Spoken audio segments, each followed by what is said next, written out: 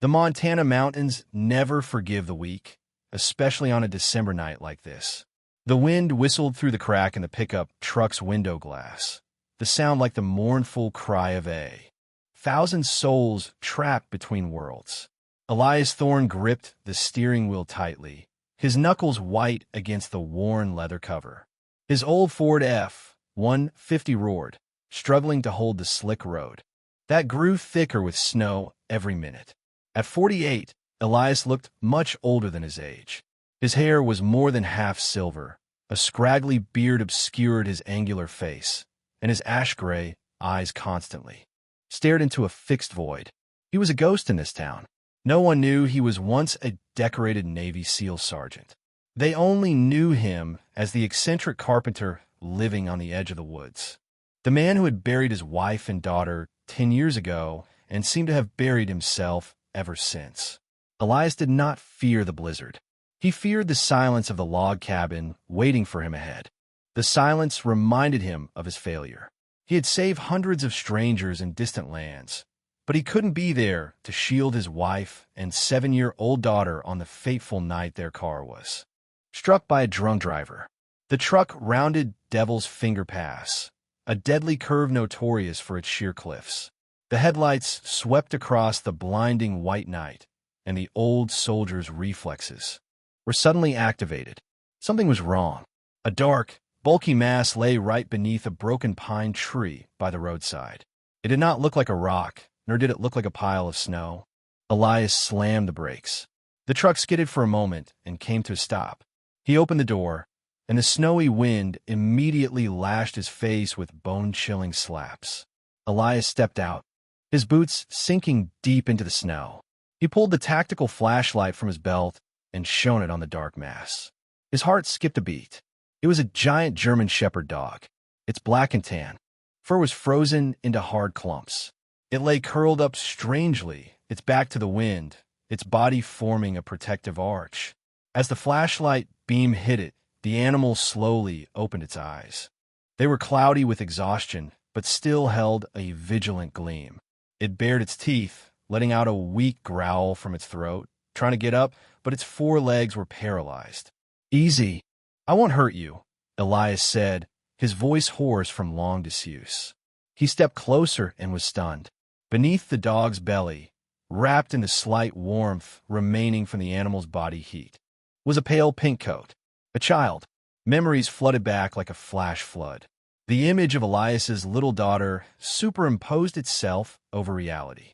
He dropped the flashlight into the snow, rushing forward, his calloused hands trembling as they touched the child. It was a girl about 7 years old, the same age as his daughter when she died. Her face was pale blue, her lips purple, and her eyes were tightly shut. The dog tried to bite Elias's hand to protect its owner, but it was too weak. Elias did not pull his hand away. He looked directly into the animal's eyes, his gaze steady and reassuring. "I'm here to help, I promise." As if understanding human speech, or perhaps sensing the instinct of another warrior in Elias, the dog relaxed its jaw. It gave his hand a slight lick, then its head slumped onto the cold snow, and it passed out. Elias quickly stripped off his thick fur coat and wrapped the girl in it. He lifted her with one arm, while with the other, he hoisted the 40-kilogram-plus dog. The strength from years of military training surged, helping him carry both lives into the warm truck cabin.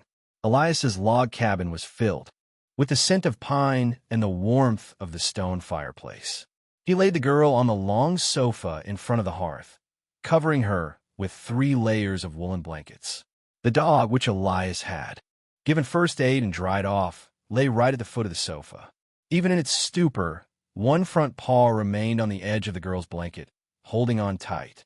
An hour later, the crackling of burning logs in the fireplace broke the silence.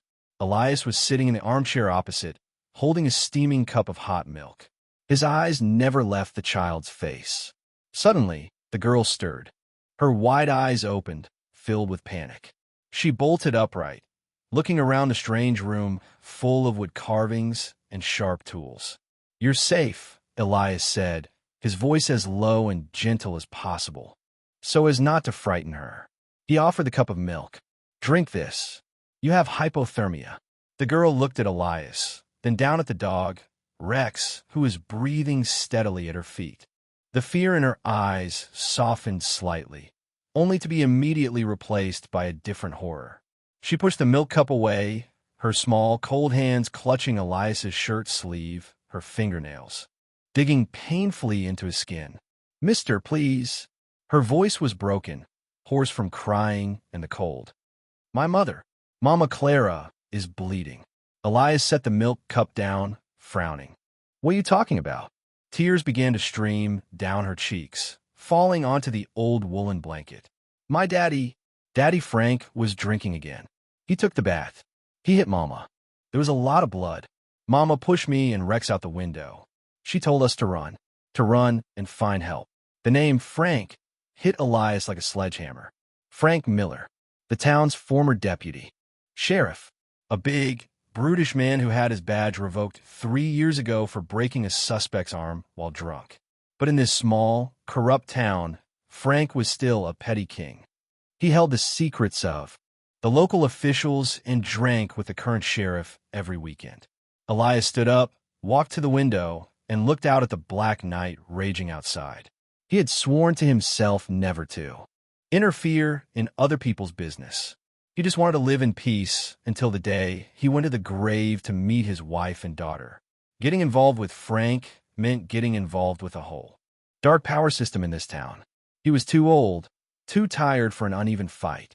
"I will call 911, Elias said, his voice cold and decisive. He reached for the landline phone mounted on the wall. "The police will handle it." "No." The girl's scream tore through the room, sharp and desperate. She tumbled off the sofa, stumbling because her legs were weak, but managed to crawl to tightly hug Elias's legs. "Don't call them. You don't understand," she sobbed, shaking uncontrollably. "Police, Uncle Tom, Uncle Jerry, they all drink with Daddy. The last time Mama called them, they came, laughed with Daddy, and left. Afterward, Daddy broke Mama's arm for daring to call. If you call them, they'll send me back to Daddy. He'll kill Mama. He threatened to burn the house down." Elias's hand froze on the phone receiver. He looked down at the child kneeling at his feet. "Mister." She looked up at him with tear-filled eyes. That gaze pierced Elias's soul. "You're like the hero dads on TV. You're big. You're strong. Rex trusts you too. Rex never let strangers near me, but he let you pick me up. Please, I beg you." At the foot of the chair, Rex seemed to sense his owner's desperation. He struggled to his feet, his hind legs limping from an old injury. He dragged himself to the girl's side, nudged Elias's thigh with his big head, and then looked up at him. It was not the look of an animal. It was the look of a soldier at his commanding officer. "My comrade is in danger. I've done my best. Now it's your turn." In that moment, time seemed to stand still. The wooden room vanished. Elias no longer saw a strange girl and a lost dog. He saw Sarah, his daughter. He saw his wife's eyes before she passed away. He saw his own cowardice over the past 10 years, hiding in this safe shell, ignoring how rotten the outside world was. A fire, seemingly extinguished under the ashes of grief and age, suddenly flared up fiercely in Elias's chest. The blood in his veins began to boil, hot and urgent. Frank Miller might be the king of this town. He might have guns, power, and friends covering for him, but he had never faced a Navy SEAL, a man who had walked through hell and had nothing left to lose. Elias slowly put the phone receiver down. The dry clack echoed like the sound of a rifle being cocked. He bent down, gently peeling the girl's clinging hands away, and then knelt on one knee so his eyes were level with hers. He used his calloused, rough hand to wipe the tears from her cheeks. His ash-gray eyes no longer held a vacant look. They were sharp, focused, and steady as a dagger's blade. "What is your name?" Elias asked, his voice low but commanding. "Ed." "Lily," the girl sniffled. "All right, Lily. Listen to me," Elias said, each word firm. "No one is going to return you to him. And tonight, no one is going to die. I promise." He stood up straight, turning to look at the dog. "Can you still move, Rook?" Rex gave a soft woof, his tail wagging slightly, his ears perked up, waiting for orders. Elias turned and walked toward the basement. He wasn't going down to get wood. He was going down to open the old metal trunk that had been locked for 10 years. Inside was not memories. Inside was war. The blizzard outside still screamed, but the real storm was about to begin.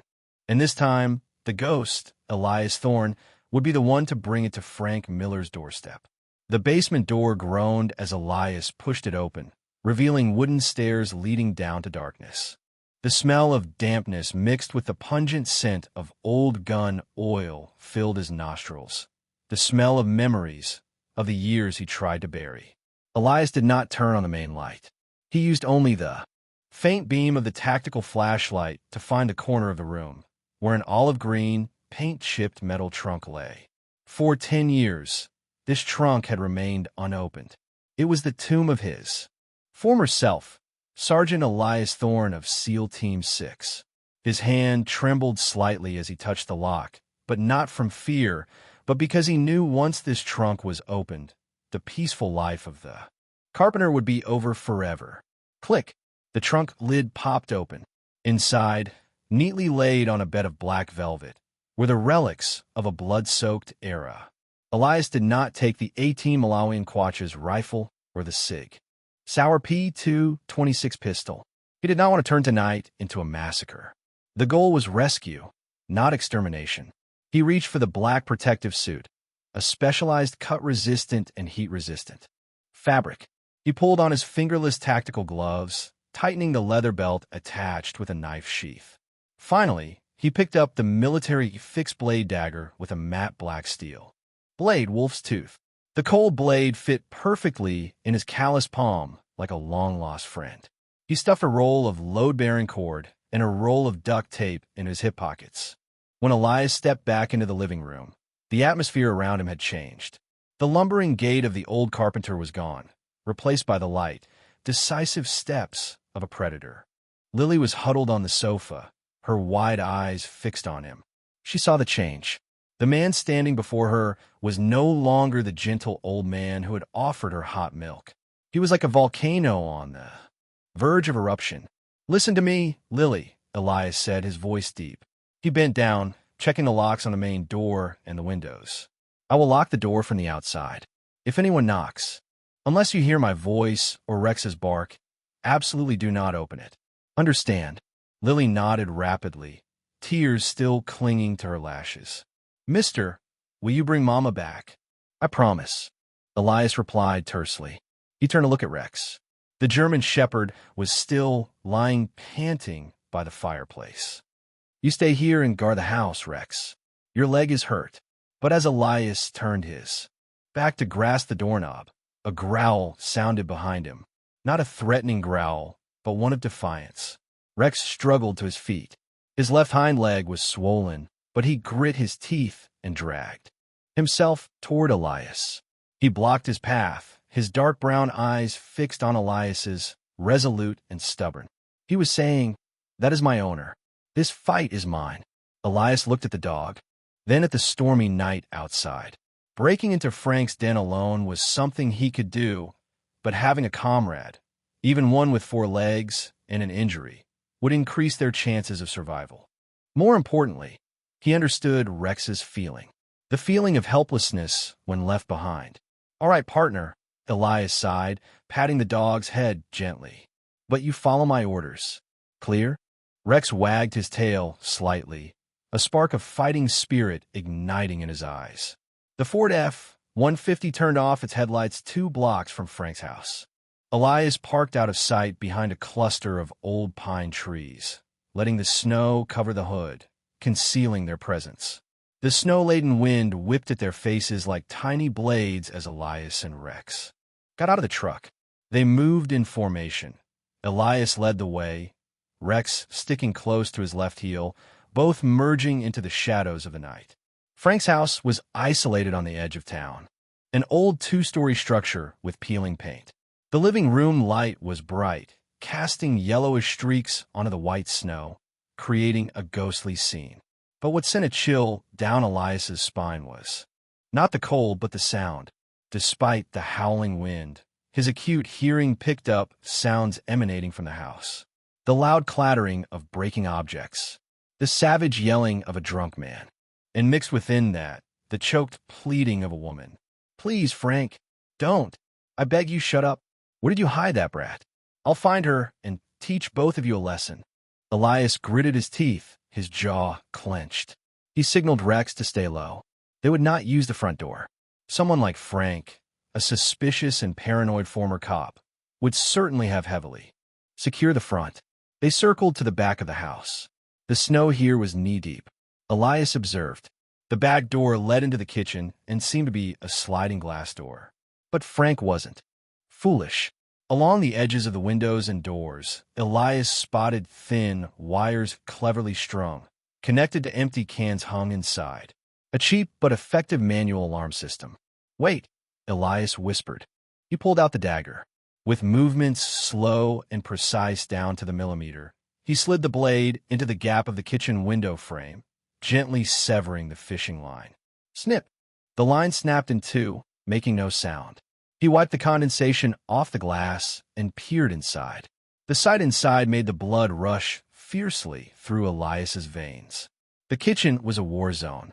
Broken dishes were scattered all over the floor. In the corner, near the refrigerator, a woman with loose blonde hair was huddled. It was Clara. Her face was swollen, her lips were bleeding, and her sweater was torn at the shoulder. She was covering her head with both hands, trembling nonstop. Standing menacingly before her was Frank Miller. He was as large as a bear, wearing a stained white tank top smeared with wine and possibly blood. His right hand clutched an aluminum baseball bat. He swung the bat up, smashing the toaster on the kitchen counter as a show of force. "You think you can escape me, Clara?" Frank roared, his voice slurred but full of malice. "I am a law in this place. No one is going to dare help you." Elias couldn't wait any longer. Every second passing put Clara's life in greater danger. He took a step back, taking a deep, freezing breath. He signaled Rex, "Attack." Crash! The sliding glass door shattered under Elias's thunderous kick. Shards of glass flew everywhere like rain. Cold wind rushed into the stuffy, alcohol-laden kitchen. Frank jumped up and spun around. The reflexes of a former cop were still there, though dulled by alcohol. He saw the dark figure rushing in and immediately swung the baseball bat. "Who the hell is that?" Elias charged. He intended to disarm Frank with the first blow, but age had robbed him of speed. His foot slipped slightly on the broken glass and spilled wine on the floor. His charge was delayed by a fraction of a second. The baseball bat whistled through the air and struck down. Elias only managed to turn his body. Thwack! The metal end of the bat slammed hard into his left shoulder. A jarring pain shot straight to his brain, instantly paralyzing his left arm. Elias gritted his teeth to suppress a scream, staggering back. "You goddamn old carpenter." Frank recognized him. His bloodshot eyes widened with surprise and fury.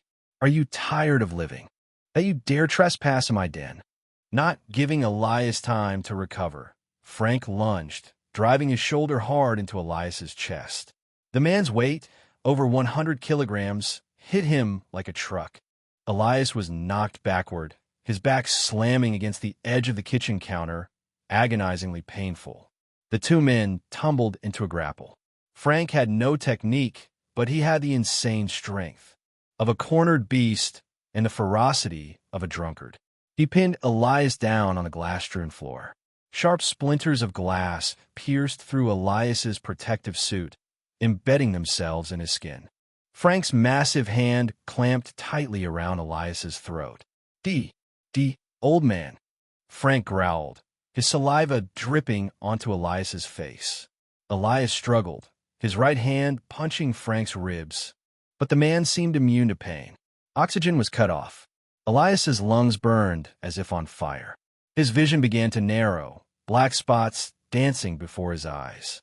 The image of Clara screaming in the corner of the room became blurry. "I'm too old," Elias thought fleetingly. "I can't beat his young strength." The feeling of death approaching, cold and familiar. But just then a roar erupted, drowning out the sound of the storm. A black shadow shot through the air. Rex, the dog, despite its limp, poured all its remaining strength into this jump. It did not aim for the arms or legs. It aimed straight for the enemy's throat. But Frank tilted his head just in time, and Rex's sharp teeth sank deep into the man's bat-wielding right forearm. Chomp! Yeah! Frank let out an ear-splitting scream. The bone-deep pain forced him to release Elias's neck and punch the dog's head. Let go! You damn dog! Rex was hit hard on the head but did not let go. He clamped his jaws tight, shaking his head fiercely, tugging on Frank's arm, causing the man to lose balance and fall backward. That was all the opening Elias needed. Air flooded his lungs. The killer instinct surged. Elias did not get up immediately. He twisted his body, using his leg to sweep hard at Frank's ankle, preventing him from getting back up. Then, he lunged onto the man. This time, there was no mercy. Elias grabbed Frank's left wrist, twisting it violently behind his back with such force that there was a loud crack. Frank's shoulder was dislocated. He screamed in agony. But Elias was not finished. He grabbed Frank's hair, yanking his head back, and delivered a devastating right hook, a punch that channeled all the fury and technique of his 10 years in the military, straight into the man's temple. Bam! Frank's eyes rolled up. His body convulsed once, then went limp, collapsing onto the floor like a sack of sand. The kitchen descended into silence. Only the ragged breathing of Elias and the whimper of Rex remained. Elias scrambled up, clutching his severely aching left shoulder. He looked over at Rex. The dog lay panting, his snout stained with Frank's blood, but his eyes were still bright, looking up at him. Good boy, Rook. Very good, Elias whispered, his voice hoarse. He turned toward the corner of the room. Clara was still sitting there, her eyes wide with horror as she watched the scene that had just unfolded. She couldn't believe her eyes. Her abusive husband, the monster she had feared for years, was now lying motionless at the feet of the taciturn widower from the woods. Elias stepped closer to her. He tried to hide his pain, extending his uninjured hand. Miss Clara, he called softly. Clara flinched, recoiling instinctively. Don't be afraid. I mean yes. Lily's at my house. She's safe. Hearing her daughter's name, Clara's focus returned. She looked at the calloused hand reaching out to her, then up at Elias's face, covered in blood and sweat. In those tired gray eyes, she saw no threat. She saw safety, a bedrock safety she had never felt since marrying Frank. Clara trembled and took his hand. Elias pulled her to her feet. She stumbled, her legs unsteady. Elias immediately supported her waist, guiding her through the wreckage. We have to go, Elias said quickly, glancing at the wall clock. That noise must have alerted the neighbors. His cop friends will be here in less than 10 minutes. He picked up Clara's jacket from the floor and draped it over her. Then he whistled for Rex. The dog struggled up, limping along behind, performing rearguard duty. They walked out of the hellish house, plunging into the stormy night. The cold wind lashed Clara's face, but this time she didn't feel the chill. She felt the warmth from the rough hand of the strange man guiding her. As Elias opened the truck door, helping Clara into the passenger seat, she looked back at the house one last time. The lights were still on, but the monster inside had been defeated. Thank you, Clara whispered, tears rolling down her cheeks, mixing with dried blood. Elias didn't reply. He closed the door, ran to the driver's seat. He started the engine, and the truck roared, speeding away into the night. Elias checked the rearview mirror. No flashing police lights were following them.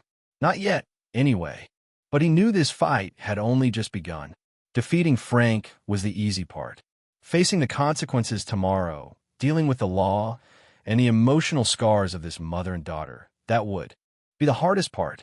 His left shoulder throbbed with every pulse, but strangely, the heart in his chest was beating strong and full of life. Rhythms he thought had died with his wife and daughter 10 years ago. We're going home, Elias muttered, pressing the gas, heading toward the deep woods, where a little girl was waiting for her mother. The Ford F-150 backed into the woodshed garage as the clock on the dashboard read 3 a.m. The blizzard showed no signs of stopping, but inside Elias's chest, Another storm had just begun. When the engine died, silence enveloped the space. Clara still sat in the passenger seat, her hands clutching her shoulder, her eyes staring into the void. In the back seat, Rex lay curled up on the floor, and Lily had fallen asleep from exhaustion. After a horrific night, Elias said nothing. He opened the door, stepped out, his aching left shoulder reminding him of Frank's blow. He opened the back door and gently lifted Lily. She was feather-light, her warm breath against his neck, a look of absolute trust he felt he hadn't earned. "Let's go inside," Elias whispered to Clara. "It's safe tonight." They entered the log cabin. Elias laid Lily on the small bed in the living room, the only spot with enough warm blankets. Clara sat on the edge of the bed, stroking her daughter's tangled hair. But Elias didn't sit down. He paced the room, his gray eyes full of anxiety. He knew Frank Miller. A man like that wouldn't swallow this humiliation. He was a wounded animal, and tomorrow, when he woke up, he would use all his remaining dark power to hunt them down. The local sheriff was his drinking buddy. The law in this town was in his pocket. Elias stopped in front of the window, looking out at the night. He couldn't keep running, and he couldn't let Clara and Lily live in fear for another day. "What are you thinking?" Clara's voice sounded behind him, small but clear. Elias turned around. Clara was standing up, holding a wet towel to wipe the blood from her forehead. Despite her bruised face, her eyes showed the resilience of a mother who had fought to protect her child. "Frank won't let this go," Elias said flatly, without hiding anything. "He'll come back, and next time he won't come alone." Clara shuddered. "I know. He knows the whole courthouse. I tried to report him twice, but the files disappeared." Elias nodded. He walked toward the wall phone. He stared at the receiver for a long time, then dialed. Not 911. He dialed a long sequence of numbers he had memorized for 10 years, but had never dared to call. It was a secure satellite phone number. "Hello." A deep, wary voice answered on the other end after the third ring. "Marcus," Elias said, his voice raspy. "It's me, Thorne." The other end was silent for a few seconds, then the voice became agitated. "Thorne? Elias Thorne? My God, I thought you were dead in some hole. Somewhere. You haven't contacted me in 10 years. What's going on?" Marcus Vance, a high-ranking FBI agent who, 10 years ago, as a naive rookie in Afghanistan, was carried on Elias's back for 5 miles under mortar fire to escape death. Marcus had never forgotten that debt of blood. "I need you to repay that debt from years ago," Elias said, getting straight to the point. "Right now, name it. Anything. I'm in Montana. There's a guy named Frank Miller, former deputy sheriff. Domestic abuse, attempted murder. But more importantly, Elias recalled what he briefly saw when he searched Frank's basement for the circuit breaker before the raid. Sealed wooden crates, a strong chemical odor.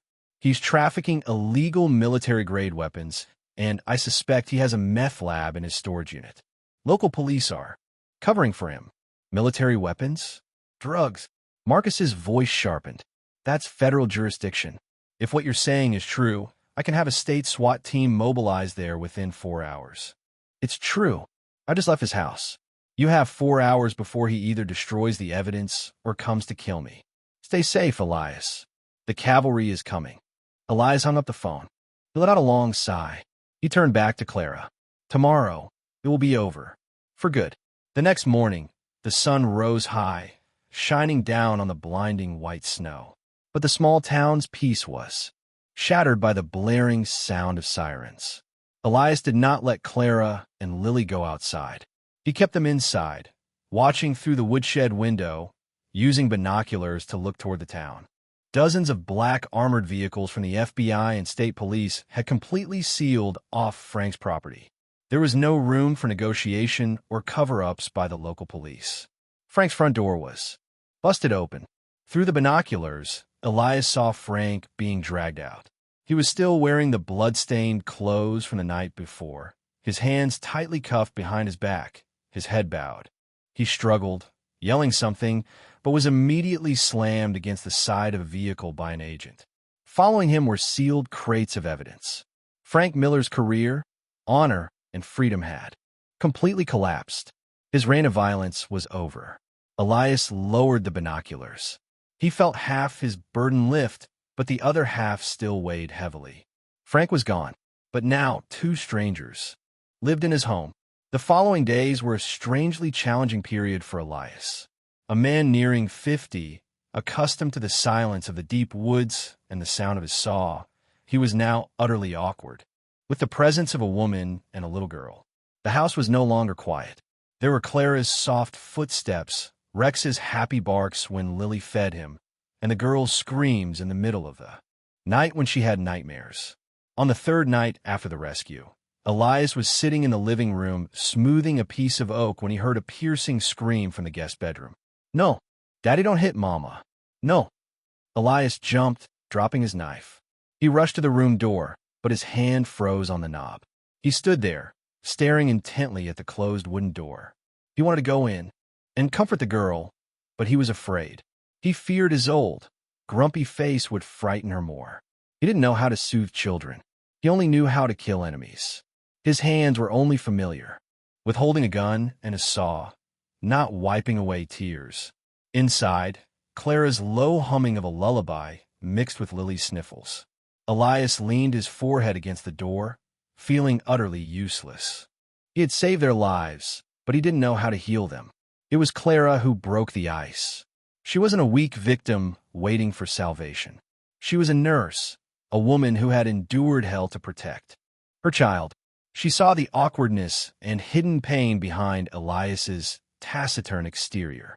The next morning, when Elias woke up with a throbbing shoulder, he had tried to ignore the wound for days. He found Clara standing in the kitchen. The aroma of fried eggs and bacon was intoxicating, overpowering the familiar musty smell of the house. "Sit down," Clara said, without turning, her hands stirring the pan. Her voice was gentle but firm. "And take off your shirt. I need to look at that shoulder." Elias was about to refuse, but Clara's raised eyebrow silenced him. He obediently sat down, taking off his flannel shirt. The bruise on his left shoulder had spread, deep purple and swollen. The cuts from the glass shards were still oozing blood because they hadn't been stitched. Clara took a small intake of breath. She fetched the medical kit she had found in the closet, an old military first aid box, and began to sterilize and bandage the wound. Her hands were soft and cool, against Elias's hot, callous skin. "Why didn't you say it hurt this much?" Clara gently scolded, wrapping the gauze skillfully. "I'm used to it," Elias mumbled, looking away. "Being used to pain doesn't mean you don't need treatment," Clara said, her voice softening. She paused, placing her hand lightly on his shoulder. "Elias, thank you for everything. You didn't just save our lives. You gave us a place to breathe." Elias turned back to look at her. For the first time in 10 years, he looked straight into a woman's eyes without flinching. He saw gratitude there and also understanding. I've lived alone for too long," Elias confessed, his voice hoarse. "I don't know what to do with all this. The noise, the disruption. I'm afraid I'll ruin everything." Clara smiled, a faint but warm smile like the morning sun. "You haven't ruined anything, Elias. You're learning how to live again, just like Lily and me." From that day on, the atmosphere in the house changed. Clara tidied up the messy house. She washed the dusty curtains, arranged wildflowers in the ceramic vase on the dining table. She cooked hot dinners, stewed chicken soup, beef stew, flavors Elias's stomach had forgotten after thousands of meals of canned goods and dry bread. Elias began to eat more. He started talking more, even if it was just short sentences about the weather or fixing the roof. But the real connector was Lily. One clear autumn afternoon, the maple leaves just beginning to turn bright red. Elias was on the porch, smoothing a large piece of oak. The steady shave of the plane echoed in the quiet space. Lily tiptoed closer. She was less afraid now, her cheeks starting to regain color thanks to her mother's cooking and peaceful sleep. She held a small, oddly shaped piece of scrap wood in her hand. Rex, basking in the sun next to Elias, wagged his tail against the wooden floor when he saw his little owner approach. "Mr. Elias, Lily called softly. Elias stopped his work and looked up. Yes. The girl held out the piece of wood. Can you teach me how to make a wooden dog like Rex? I want to make a gift for her. Rex. Elias looked down at the scrap wood, then at Rex lying with half-closed eyes, and then inside the kitchen, where Clara was humming an old tune while wiping the windows. A strange feeling rose. In his heart, it was no longer the pain of loss. It was fulfillment. He put the plane down, brushing the sawdust from his hands. He pulled a small chair closer to him. Don't call me Mr. Elias. Anymore, he said softly, his voice unusually warm. He placed his large hand on the girl's golden hair. I'm not that old. Just call me Elias. And yes, I will teach you. But you have to be careful. With the carving knife. Lily's eyes lit up. Yes, Elias. Thank you. That afternoon, and many afternoons thereafter, Elias's porch was filled with laughter and chatter. He patiently taught the girl how to hold the chisel, how to select the grain, how to sand. The hands that once pulled the trigger of a sniper rifle now gently guided the small hands to shape a wooden dog. Lily was naturally gifted, or perhaps love gave her the ability to breathe soul into the wood. When the wooden dog was finished, though slightly crooked, it exuded the same valiant spirit as Rex.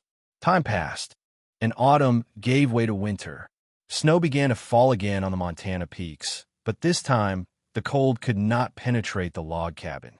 The scars on Clara's body had completely healed. She found work as a nurse at the town clinic. People in town began to look at Elias differently. No longer the scary, eccentric carpenter, but the man who had bravely confronted evil to protect day. Family, and the scar on Elias's heart gradually closed. He realized he wasn't betraying the memory of his wife and daughter by opening his heart to new happiness. On the contrary, he was living the life they would have wanted for him. They didn't need a cheesy declaration of love or a lavish wedding. Between Elias and Clara was a silent but durable bond stronger than any vow. It was the bond of those who had endured the storm together and found a peaceful haven. Christmas Eve. Outside, the snow fell heavily, blanketing the pine trees in white. But inside the log cabin, the fireplace roared, the crackling logs sounding cheerful. The aroma of roast turkey and gingerbread filled the air. A large Christmas tree stood in the corner of the room, the first one Elias had cut down in 10 years. It was covered with wooden decorations handmade by Elias and Lily. Stars, reindeer, and a little wooden Rex dog hung in the most prominent spot. Elias sat in the armchair, sipping hot mulled wine. Clara sat next to him, her head resting on his shoulder, her hand laced with his. Lily was asleep on the rug, curled up with Rex next to the pile of unopened presents. Elias looked up at the mantelpiece. There, next to the intricate wood carvings, a new photo frame had been placed. The solitary black and white photo of his late wife was still there, respectfully placed in a corner as an eternal remembrance. But in the center was a vibrant color photo. In the picture, Elias, with his hair neatly trimmed and his beard groomed, no longer bearing the severe, aged look, was smiling. Radiantly, one arm around Clara's waist, the other holding Lily high on his shoulder. Rex sat proudly in front, wearing a bright red bow tie, his tongue sticking out with an air of satisfaction. They were not a special forces team. They were not survivors. They were family. Elias took a deep breath, feeling the warmth spread through his chest. The solitary soldier, the ghost of the woods, had finally completed the most difficult mission of his life. He hadn't just saved 2 lives. He had saved his own. He leaned down and gently kissed Clara's hair. "Merry Christmas," he whispered.